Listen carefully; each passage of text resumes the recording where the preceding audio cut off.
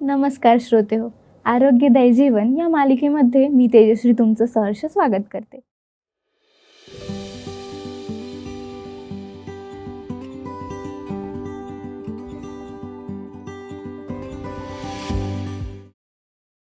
या मालिकेमध्ये पदार्पण करण्यासाठी आपल्याला लाभलेले आहेत माननीय शैलेश सनदे.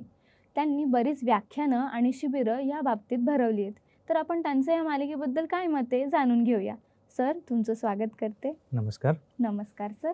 आणि आपण जाणून घेणार आहोत की या मालिकेमध्ये आपण काय बघणार आहोत बरे. तर सर, प्लीज आम्हाला सांगा. फार महत्त्वाची मालिका आहे आरोग्यदायी जीवन. ही जी मालिका आहे याच्यामध्ये आपण विशेष करून ते घटक पाहणार आहोत, जे घटक किंवा ज्या गोष्टी आपल्या दैनंदिन जीवनामध्ये आपल्या घरामध्ये आहेत, आपल्या आजूबाजूला आहेत. पण ते जे घटक आहेत किंवा ते जे नियम आहेत, ते नियम आपण त्यांचं अनुकरण केले नाही किंवा आपण त्यांचं महत्त्व जाणलेलं नाही आहे. म्हणून विशेष करून ह्या मालिकेमध्ये आपण नवीन सुरुवात याच्याविषयी शिकणार आहोत. तर मला खूप आनंद वाटतो हे सांगायला, की आपल्या घरामध्ये आपल्या आजूबाजूला 8 डॉक्टर आहेत आणि ते जे डॉक्टर आहेत ते डॉक्टर आपण त्यांना डॉक्टर म्हणून कधी पाहिलेलं नाही आहे. आपण त्यांचा वापर करून घेतो, पण त्यांचा वापर जर करत असेल आपण तर त्यांचं महत्त्व जाणणं फार गरजेचं आहे. म्हणून आपण न्यू स्टार्ट म्हणजे थोडक्यात इंग्रजी भाषेमध्ये हा शब्द आहे न्यू स्टार्ट. तर एन म्हणजे न्यूट्रिशन म्हणजे पोषक किंवा पोषक आहार असं म्हणू शकतो. तर त्याच्यामध्ये आपण त्या पोषक आहाराला डॉक्टर अशी उपमा देणार आहोत. डॉक्टर पोषक आहार असं आपण त्यांना म्हणू शकतो. तर तसंच जर आपण पुढं पाहिलं तर एन नंतर ई आहे. ई म्हणजे एक्सरसाइज म्हणजे व्यायाम. तर डॉक्टर व्यायाम. तर आपण त्यांना प्रत्येक जे तत्व आहे किंवा प्रत्येक जो नियम आहे किंवा प्रत्येक जो घटक आहे त्यांना आपण डॉक्टर अशी उपमा आपण देणार आहोत. मग त्याच्यानंतर ई नंतर डब्ल्यू. डब्ल्यू म्हणजे वॉटर. वॉटर म्हणजे पाणी. तर डॉक्टर पाणी. मग ते डॉक्टर जे आहेत ते आपल्याला लाभदायक कसे ठरतात याच्याविषयी आपण शिकणार आहोत. मग त्याच्यानंतर आहे सनलाईट, कारण की एस म्हणजे सनलाईट. सनलाईट म्हणजे सूर्यप्रकाश. तर डॉक्टर सूर्यप्रकाश त्यांचा फायदा आपल्याला कसा होऊ शकतो. मग त्याच्यानंतर आहे टी. टी म्हणजे टेम्परन्स म्हणजे संयम. तर डॉक्टर संयम ते आपल्याला कशी मदत करतात. तर आपण तसं सातत्यानं पुढे गेलो तर आपल्याला मग ए म्हणजे एअर म्हणजे शुद्ध हवा म्हणजे डॉक्टर शुद्ध हवा याच्याविषयी आपण अभ्यास करणार आहोत. एवढंच नाही तर पुढे गेल्यानंतर आपल्याला असं पाहायला मिळतं आर म्हणजे रेस्ट म्हणजे विश्रांती किंवा आराम. म्हणजे त्याच्यामध्ये डॉक्टर आराम आपल्याला लाभदायक कसे ठरणार आहेत याच्याविषयी आपण शिकणार आहोत. आणि शेवट म्हणजे टी. टी म्हणजे ट्रस्ट इन डिवाइन पॉवर म्हणजे देवावरती विश्वास. तर देवावरती विश्वास ठेवल्यानंतर किंवा ठेवत असताना बाकीचे हे घटक जे आहेत यांचा वापर करत असताना देवावरती विश्वास ठेवणं किती गरजेचं आहे. म्हणून हे सर्व जे डॉक्टर आहेत, doctor trust in divine power किंवा डॉक्टर देवावरती विश्वास असं जरी म्हटलं तर आपल्याला काय वावगं ठरणार नाही आहे. म्हणून हे जे सत्र आहेत किंवा ही जी मालिका आहे, ही मालिका आपल्यासाठी फार फार महत्त्वाची आहे. कारण की या मालिकेमध्ये आपण सर्वांगीण विकास कसा होईल याच्याविषयी आपण शिकणार आहोत. नक्कीच सर. आपण या मालिकेमध्ये बरंच काही शिकणार आहोत. प्रेक्षकांनाही याबद्दल बरेच प्रश्न पडलेले असतील. तर आपण बघूया की ही न्यू स्टार्ट म्हणजेच ही आयुष्याची नवीन सुरुवात कशा पद्धतीने मार्ग घेतीये. सर, या पहिल्या डॉक्टरबद्दल तुम्ही काय सांगाल? हा जो पहिला डॉक्टर आहे किंवा पहिला नियम आहे, एन म्हणजे न्यूट्रिशन. न्यूट्रिशन म्हणजे डॉक्टर पोषक आहार. हा पोषक आहार जो आहे, हा पोषक आहार आपल्या सर्वांगीण विकासासाठी किती महत्त्वाचा आहे. ज्यावेळेस आपण सर्वांगीण विकासाचा विचार करतो त्यावेळेस आपण फक्त शारीरिक नाही, मानसिक, आध्यात्मिक, सामाजिक ह्या सर्व घटकांचा विचार करत असतो. मग जो आहार आपल्याला सर्वांगीण विकास करण्यासाठी किंवा होण्यासाठी मदत करतो, तो आहार जो आहे तो पोषक आहार असा आपण म्हणू शकतो. चालेल सर. सर, मला सांगू शकता का तुम्ही की पवित्र शास्त्रामध्ये आहाराबद्दल काय सांगितलेलं आहे? हा फार महत्त्वाचा प्रश्न आहे, कारण की जर आपण मूळ शोधून काढलं की ज्यावेळेस देवाने या सृष्टीची निर्मिती केली, मानवाची निर्मिती केली, त्यावेळेस देवाने ठरवलेला जो आहार या मानवाला होता, तो आहार जर आपण पाहिला तर त्याच्यावरून आपल्याला कळेल की आपल्याला शारीरिक, मानसिक आणि आध्यात्मिकरित्या जर बळकट राहायचं असेल किंवा आपल्याला आरोग्यदायी राहायचं असेल तर त्या ठिकाणी आपल्याला त्या आहाराची मदत कशी होऊ शकते. तर आपण ह्या ठिकाणी उत्पत्ती याचा पहिला अध्याय आणि विशेष करून 29वे जे वचन आहे त्याच्यामध्ये देवाचं वचन म्हणतं, देव म्हणाला, पहा, अवघ्या भूतलावरील बीज देणारी प्रत्येक वनस्पती व सबीज फळे देणारे प्रत्येक झाड मी तुम्हाला देतो, हे तुमचे अन्न होतील.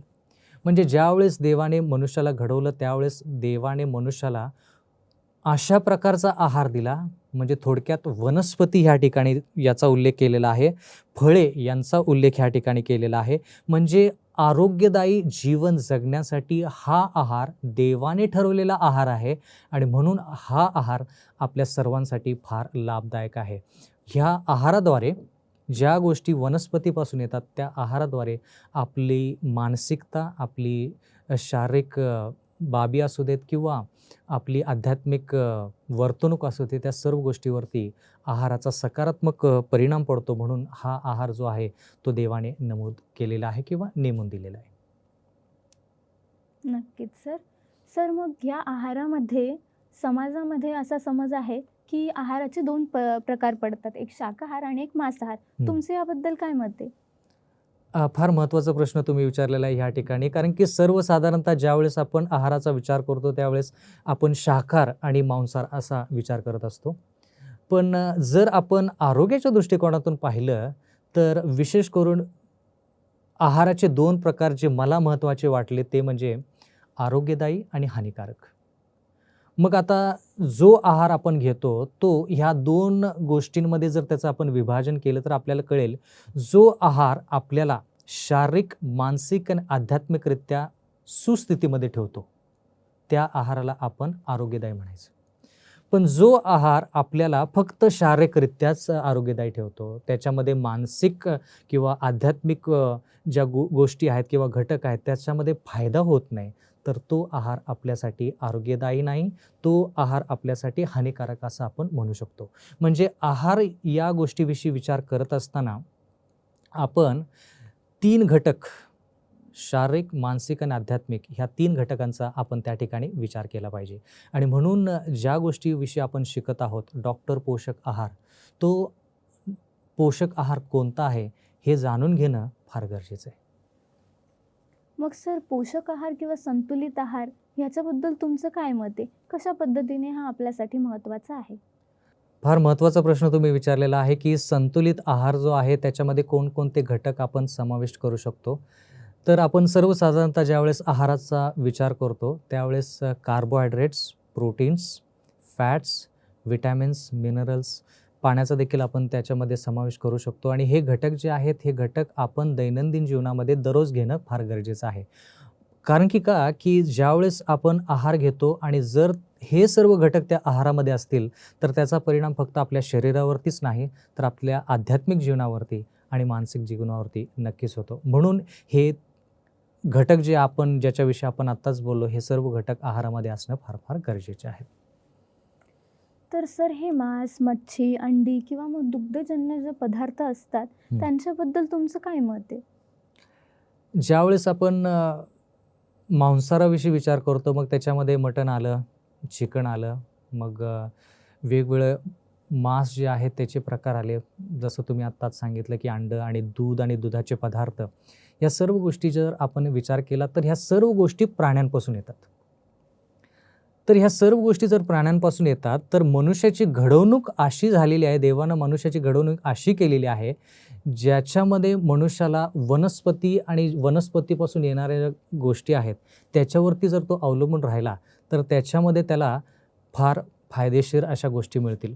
पण जर आपण मांसाहाराविषयी विचार केला किंवा ज्या गोष्टी प्राण्यांपासून येतात त्याचा जर विचार केला तर आपण ह्या ठिकाणी असं म्हणू शकतो की मांसाहार खाल्ल्याने मनुष्याच्या शरीरामध्ये चरबीची जी वाढ होते ती चरबीची वाढ आरोग्यासाठी चांगली नाही. कारण की ती चरबी जी आहे ती चरबी खाल्ल्यानंतर किंवा मांसाहाराद्वारे जी चरबी आपल्या शरीरामध्ये जाते ती चरबी फक्त पोटामध्येच जात नाही तर त्या पोटाच्याद्वारे वेगवेगळ्या ठिकाणी किंवा आपण रक्तवाहिन्यामध्ये पण ती चरबी जाऊन अडकू शकते. त्याच्यामुळे हृदयाचे विकार येऊ शकतात, बाकीचे जे विकार आहेत ते येऊ शकतात.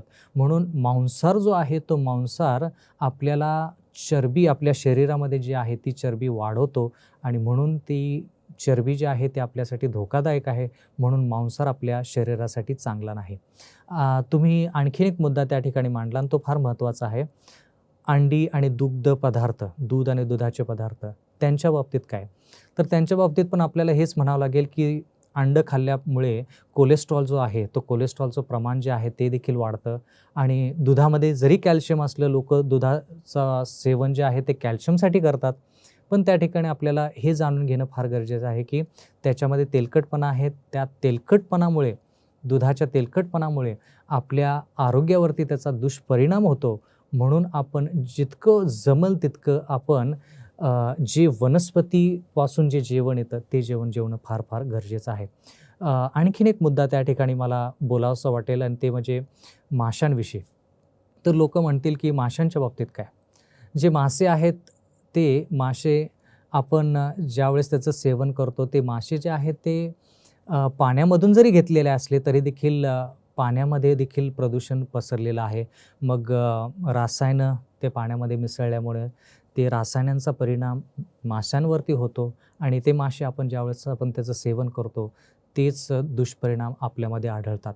म्हणून जर आपण विज्ञानाचा विचार केला तर खूप असं संशोधन केलेलं आहे याच्यावरती, ज्याच्यामध्ये आपल्याला असं आढळून येईल, की मांसाहार, अंडी, दूध आणि दुधाचे पदार्थ जे आहेत, त्याच्यामुळे लोकांचं आरोग्य धोक्यात आलेलं आहे. आणि जर शरीर धोक्यात येतं, तर माणसाची मानसिकता आणि आध्यात्मिक गोष्टीवरती देखील त्याचा परिणाम पडतो. अगदी बरोबर आहे सर. पण आता मला एक प्रश्न असा पडला आहे प्रेक्षकांच्या वतीने, तो मला नक्कीच विचारावासा वाटेल. तर मांसाहार जे सेवन करतात, तर आता जर त्यांना शाकाहारामध्ये यायचं असेल, शाकाहार सेवन करायचं असेल, तर आता त्यांना आपल्याला मांसाहाराऐवजी काय घ्यायला पाहिजे?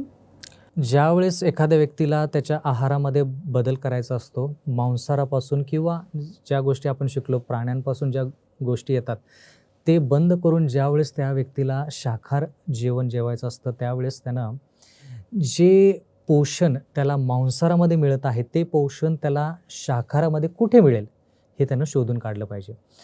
विशेष करून आपण खूप लोकं आपण असं बोलताना ऐकलेलं आहे, की मांसाहार खाल्ल्यामुळं त्यांच्या मांसपेशी जे आहेत ते वाढलेल्या आहेत किंवा त्यांना प्रोटीन जे आहे ते फार गरजेचं वाटतं म्हणून ते मांसाहार खातात. पण जर आपण याचा विचार केला तर प्रोटीन जे आहे ते प्रोटीन आपल्याला शाकाहारामध्ये पण मिळतं. मग सोयाबीनचे जे पदार्थ आहेत त्याच्याद्वारे आपल्याला प्रोटीन मिळू शकतं. मग एवढंच नाही तर जर आपण मटकी याचा विचार केला तर त्याच्यामध्ये आपल्याला प्रोटीन मिळू शकतं. म्हणजे थोडक्यात काय, की ज्या गोष्टी आपण मांसाहारामध्ये पाहतो त्याच गोष्टी आपल्याला शाकाहारामध्ये पाहाव्या लागतील. आणि असं आपल्याला करून चालणार नाही, की मांसाहारामध्ये आपण प्रोटीन घेत नाही आणि शाकाहारामध्ये पण घेत नाही, असं होता कामा नये. असं जर केलं तर काय होईल, की मांसाहारामधलं प्रोटीन आपल्याला मिळत नाही, शाकाहारमधलं पण प्रोटीन आपण घेत नाही.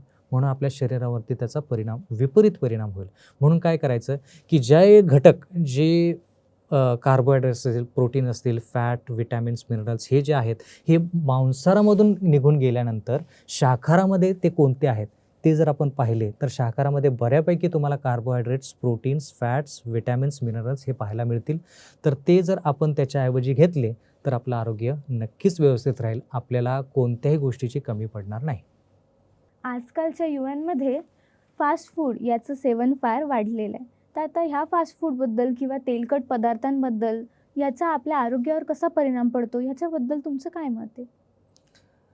धावपळीचं जग आहे हे मी मान्य करतो आणि खूप लोकांना लगेच कोणता आहार मिळेल याच्याकडं लोकांचं लक्ष असतं आणि त्याच्यामुळं तुम्ही जसं म्हणाला, की फास्ट फूड जे आहेत याचा विपरीत परिणाम आपल्या शरीरावरती नक्कीच पडतो असं मी म्हणेन.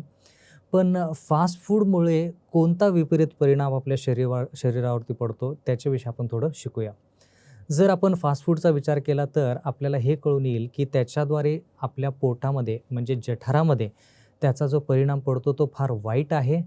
ते तेलकटपणा असू दे किंवा मसालेदारपणा असू दे जेवणामध्ये, त्या गोष्टीचा इतका विपरीत परिणाम पडतो, की आपली पाचनक्रिया जी आहे किंवा आपण पाचनक्रियेची जी शक्ती आहे किंवा पोटाची जी क्रिया आहे त्याच्यावरती बाधा होऊन आपली पाचनक्रिया व्यवस्थित राहत नाही. म्हणून त्याचा जठरावरती परिणाम पडतो, आपल्या आतड्यांवरती परिणाम पडतो आणि ह्या सर्व घटक जे आहेत हे आरोग्याचे नियमामध्ये बसत नाहीत. म्हणजे थोडक्यात काय की फास्ट फूड जे आहे ते आरोग्याच्या दृष्टिकोनातून चांगलं नाही. म्हणून आपण काय केलं पाहिजे की होता येईल तितकं आपण घरचं जेवण जे आहे ते घरचं जेवण जेवलं पाहिजे. अगदीच सर. तर आता मला हे विचारावंसं वाटेल, की जसं आपण मगाशी पाहिलेलं, की आहार हा संतुलित असायला पाहिजे आणि तो शारीरिक, मानसिक आणि हं. आध्यात्मिक या तीनही घटकांना परिपूर्ण असायला पाहिजे. हं. तर आता हा पोषक आहार शारीरिक आणि मानसिक या घटकांना कसं बरं परिपूर्ण करेल? फार महत्त्वाचा प्रश्न आहे, कारण की आपण याच्याविषयीच विचार करत आहोत, की एक आहार आपण घेऊया आणि तो आहार शारीरिक, मानसिक आणि आध्यात्मिकरित्या आपल्याला सुस्थितीमध्ये कसा ठेवतो याच्याविषयी आपण विचार करूया. तर उदाहरण जर आपण घेतलं सुकामेवा जसं की बदाम आहे, काजू आहेत वगैरे, वगैरे. तर जर आपण बदाम किंवा आपण अक्रोड याचा विचार केला, तर ते जे घटक आहेत किंवा ते जे आरोग्याचे आहारामधले जे घटक आहेत, म्हणजे थोडक्यात काय, की अक्रोड आणि बदाम ह्या 2 गोष्टीमुळे आपल्या शरीराला जी चरबीची गरज आहे, जे तेलाची गरज आहे, हे 2 गोष्टी आपल्याला त्या गोष्टी पुरवतात. आता हे शारीरिक गोष्ट झाली. आता मानसिकता याच्याविषयी जर पाहायचं झालं, तर ज्या लोकांमध्ये एकाग्रता कमी आहे, त्या लोकांसाठी बदाम खाणं फार गरजेचं आहे. ज्या लोकांना वाटतं, की त्यांच्या बुद्धीला तजेलपणा मिळावा किंवा त्यांच्या बुद्धीमध्ये ते तरबेज असावेत, त्यांच्यासाठी अक्रोड हे फार महत्त्वाचा त्या ठिकाणी मुद्दा आहे.